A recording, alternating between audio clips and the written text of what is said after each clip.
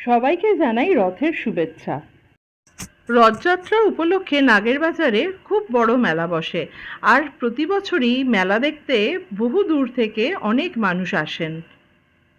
বাবুতলার এই মন্দির থেকে বেরোবে রথ, আর সেই রথ বেরোনোর অপেক্ষায় বহু মানুষ অপেক্ষা করে রয়েছে। মেলা ঘুরতে পছন্দ করে না এমন কোনো লোক পাওয়া যায় না, ছোট থেকে বড় সবাই কিন্তু মেলায় আসতে পছন্দ করে।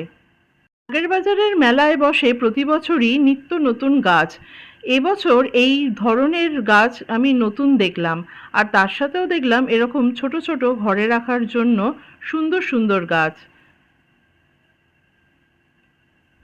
আসল গাছের পাশাপাশি বসেছে কিন্তু অনেক আর্টিফিশিয়াল গাছও। আর মেলা মানেই ঘুগনি, পাঁপড় ভাজা, এই মেলার কটকটি। এই মেলার কটকটি খেতে তোমরা কে কে পছন্দ করো আমাকে কিন্তু অবশ্যই কমেন্টস বক্সে জানিও। ঘর সাজানোর নিত্য নতুন জিনিস কিন্তু মেলায় আসলে দেখতে পাওয়া যায়, যেমন এই বাহারি ফুল, নানান ধরনের হার চুড়ি, এই ধরনের প্যাঁচা, এবং আমার মেয়ে তার মধ্যে থেকে কিনলো একজোড়া জুতো।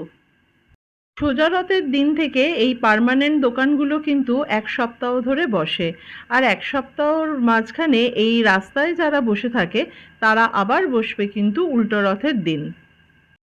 উল্টো রথ 5ই জুলাই, এবং তোমরা নাগেরবাজারের এই মেলা দেখতে কে কে আসছো এবং কে কে এসেছিলে আমাকে কিন্তু অবশ্যই জানিও।